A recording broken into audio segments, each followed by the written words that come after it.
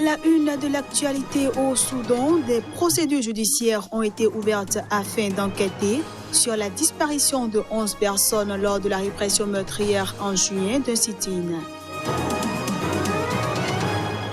Au Kenya, une députée a été expulsée du Parlement pour avoir emmené son bébé à la Chambre des représentants.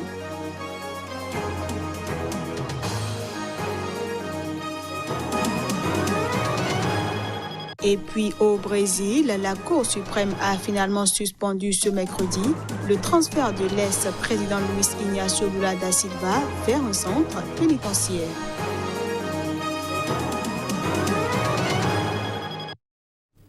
Voilà pour les titres. Bienvenue à toutes et à tous.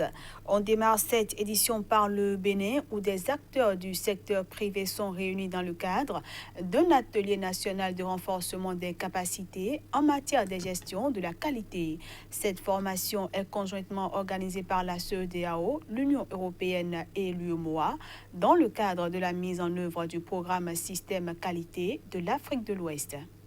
Une formation sur le renforcement des capacités des entreprises du secteur privé en matière de gestion de la qualité se tient depuis ce mercredi à Cotonou, au Bénin.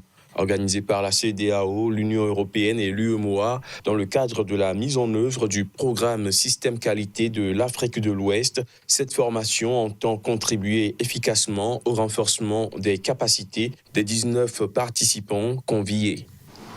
L'objectif général de cet atelier, comme vous le savez bien, est de développer et consolider la culture de la qualité au niveau de la FOPAO, c'est-à-dire Fédération des organisations patronales de l'Afrique de l'Ouest et de ses membres. De façon spécifique, il s'agit de faire connaître l'infrastructure régionale de la qualité du Bénin au Conseil national du patronat du Bénin et à ses membres, de relever leurs attentes en la matière et susciter leur implication dans l'opérationnalisation et l'utilisation des services offerts par ce dispositif. Au cours donc de cette formation que vous aurez assurée pendant 3 jours, différentes communications assorties d'exercices pratiques seront à l'ordre du jour. La formation vous préparera donc à sécuriser les produits et les services que vous mettez à disposition de nos clients. Le renforcement de la qualité de l'activité économique à tous les niveaux est essentiel pour l'amélioration de la compétitivité afin de faciliter l'insertion progressive dans l'économie mondiale.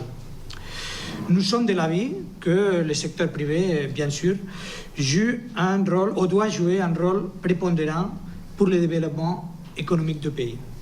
Le secteur privé béninois, à l'instar de ceux des pays de la sous-région, subit les affres des actes de contrefaçon des produits et services qui inondent les marchés. À travers cet atelier de formation, le Bénin vise à développer et consolider la culture de la qualité à travers la sensibilisation et la formation des responsables qualité afin de poursuivre le processus de renforcement continu de la qualité dans l'intérêt des consommateurs et des acteurs économiques. Au Soudan, des procédures judiciaires ont été ouvertes afin d'enquêter sur la disparition de 11 personnes lors de la répression meurtrière en juin d'un sit-in devant le siège de l'armée à Khartoum. C'est ce qu'ont indiqué des avocats tard ce mercredi. Au cours d'une conférence de presse de l'Association des professionnels soudanais, fer de lance des manifestations, Maître Chaouki Yacoub a indiqué que le nombre de personnes disparues du sit-in, dont le cas a été documenté, et pour lesquels des procédures judiciaires ont été ouvertes est de 11. Il précise que beaucoup d'autres personnes pourraient avoir disparu dans la dispersion du sit-in, mais ces autres cas nécessitent une documentation plus approfondie. Selon un comité de médecins proches du mouvement de contestation, au moins 127 personnes sont mortes le 3 juin dernier dans la répression d'un rassemblement qui durait depuis près de 2 mois devant le quartier général des militaires. Une enquête officielle a conclu fin juillet à l'implication dans la répression du sit-in de 8 paramilitaires des redoutées forces de soutien rapide dirigées par Mohamed Hamdan Daglo, aussi accusé de crimes dans la région du Darfour sous le régime Béchir. Hamdan Daglo, numéro 2 du Conseil militaire de transition au pouvoir depuis la chute d'Omar el-Béchir, avait auparavant nié toute responsabilité de ses forces. Après des mois de pourparlers entre les meneurs de la contestation et le Conseil militaire de transition, Les deux parties ont finalisé samedi un accord global sur une période de transition d'un peu plus de 3 ans. J'en parlais en titre. Au Kenya, une députée a été expulsée du Parlement. Il lui est reproché d'avoir emmené son bébé à la Chambre des représentants. Pour avoir emmené son bébé à la Chambre des représentants, Zuleka Hassan, une députée kenyane, a été expulsée du Parlement. Les travaux parlementaires, qui sont diffusés en direct par le radiodiffuseur public kenyan KBC, ont été temporairement interrompus lorsqu'elle est entrée dans la salle en portant son enfant. Or, selon le règlement intérieur, les étrangers ne sont pas admis dans la Chambre, enfants compris. Entourée de députés femmes, mais aussi de quelques hommes sur le parvis du Parlement après avoir été chassée avec son bébé, Zuleka Hassan a dit qu'elle avait eu une urgence et qu'elle avait donc dû emmener son bébé au travail. Aujourd'hui, je n'ai pas pu laisser l'enfant à la maison. J'ai eu une urgence. Je dois venir travailler. Nous avons 2 séances, celle du matin et celle de l'après-midi. En 2013, le Parlement a décidé que nous devrions avoir une salle, une crèche où nous pourrions mettre nos bébés pour l'allaitement pour les membres et autres membres du personnel parlementaire. Maintenant que nous demandons plus de femmes au Parlement, il faut créer une atmosphère de travail favorable à la famille et 3 autres entreprises le font dans le pays, mais le Parlement ne le fait malheureusement pas.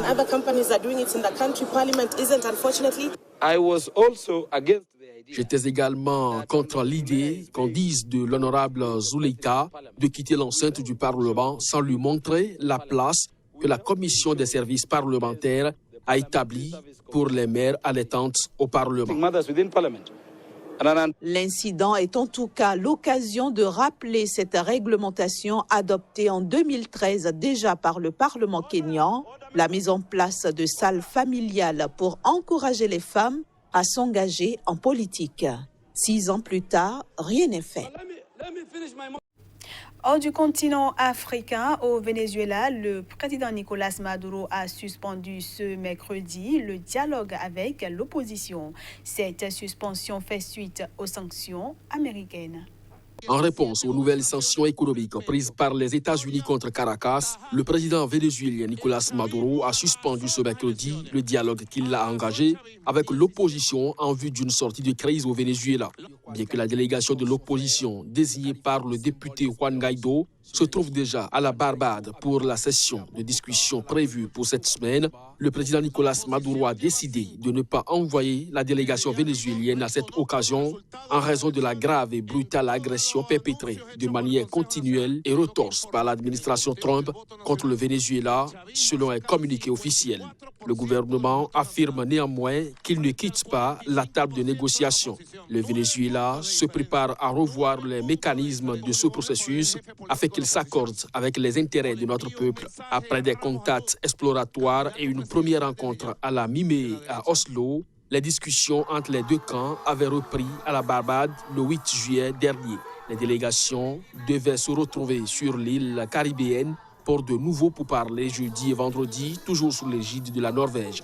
Ce mercredi, au moment où des milliers de partisans de Nicolas Maduro défilaient à Caracas pour dénoncer les sanctions américaines, le ministre vénézuélien de la Défense, le général Vladimir Padrino, demandait, lui, que la justice punisse ceux qui, au Venezuela, se déclarent favorables aux mesures prises par l'administration Trump. Au Brésil, la Cour suprême a suspendu ce mercredi le transfert de prison de Luiz Inácio Lula da Silva. L'ex-président âgé de 73 ans purge actuellement une peine de 8 ans et 10 mois de réclusion pour corruption. La Cour suprême du Brésil a finalement suspendu ce mercredi le transfert de l'ex-président brésilien vers un centre pénitentiaire. L'ordre de transfert qui a été donné dans la matinée par une juge d'application des peines avait fait l'effet d'une bombe. Elle avait décrété que Luiz Inácio Lula da Silva devait quitter sa cellule spéciale d'un commissariat de Curitiba, au sud du pays, où il jouit de certaines prérogatives pour purger le reste de sa peine de 8 ans et 10 mois de réclusion dans une prison de l'État de Sao Paulo. Ce centre pénitentiaire situé à Tremembé, à 150 km de Sao Paulo, accueille des détenus condamnés pour des crimes qui avaient marqué l'opinion publique dans l'ensemble du pays. La juge d'application des peines Carolina Lebos avait affirmé dans sa décision que le transfert avait pour but de réduire les coûts humains et financiers tout en offrant à Lula de meilleures conditions de socialisation. Mais la Cour suprême en a décidé autrement. Par une majorité écrasante de 10 voix contre une, les magistrats de la haute juridiction du pays ont décidé que Lula devrait rester à Curitiba jusqu'au jugement d'une demande de liberté déposée par ses avocats. Grâce à la décision de ce mercredi, l'ex-président pourra donc attendre ce jugement dans sa cellule individuelle de Curitiba. Accusé d'avoir reçu un appartement en bord de mer de la part d'un groupe de travaux publics en échange de faveurs dans l'attribution de marchés publics, l'ex-président n'a cessé de clamer son innocence, se disant victime d'un complot pour l'empêcher de revenir au pouvoir. On aborde à présent la seconde partie de cette édition consacrée à la revue de presse Afrique.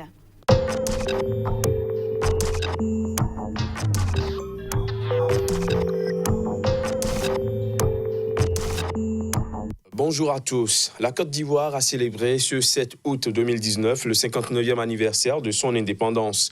Festivité largement relayée par la presse ivoirienne qui n'a pas fait économie de mots. Comme événement ayant marqué cette journée anniversaire, l'intelligent d'Abidjan retient l'interview du chef de l'État et le grand défilé qui a été au cœur de cette célébration. Et parlons justement du défilé militaire. Le Patriote titre en manchette « Célébration de l'an 59, la Côte d'Ivoire affiche sa grandeur devant le monde, l'armée montre sa puissance de feu ». Le pays est bien géré, je n'accepterai aucun désordre. Placarde en gros titre Le Jour Plus qui s'est pour sa part focalisé sur l'interview accordée par le président Alassane Ouattara à la RTI pour la circonstance. Le journal positionne à la une des extraits de points abordés par le chef de l'État, notamment le programme social qui passera bientôt à 1000 milliards de francs CFA. Même exercice du côté de Fraternité Matin qui, reprenant les mots du président Ouattara, concernant entre autres l'électrification, le PIB, la production d'eau potable et le nombre de médecins et de sages-femmes, affiche en titre, je cite, « En 8 ans, nous avons quasiment tout doublé », fin de citation. Dans le même registre, le sursaut sort les non-dits de la sortie du chef de l'État et nous apprend que Ouattara prépare une grosse surprise pour ses adversaires dans le cadre de la présidentielle de 2020. Au Burkina Faso, on parle toujours du procès du putsch manqué. Dans sa parution du jour, Sidoya nous informe de ce que le général Gilbert Diendéré demande la clémence du tribunal. Aujourd'hui au Faso, dans le même registre, propose en manchette mot de fin du général Gilbert Diendéré, je cite, « Je demande pardon à tous ceux que j'ai offensés », fin de citation. Le journal burkinabé Le Quotidien rapporte pour sa part que le général Diendéré, du fond de sa cellule, est disposé à apporter sa contribution pour la défense de la patrie. Pendant ce temps, le pays nous parle de l'autre procès, celui dans l'affaire dite du charbon fin. Le Canard nous apprend que le dossier a été renvoyé en octobre prochain. Aujourd'hui au Faso, qui souligne que c'est l'absence d'un juge qui a provoqué le renvoi de l'affaire en octobre, fait lire également à travers ses colonnes que IAN, Gold et Sakan, l'une des parties citées à comparaître, ne s'était pas présentée à l'ouverture du procès. Fin de cette revue de presse, demain est un autre jour.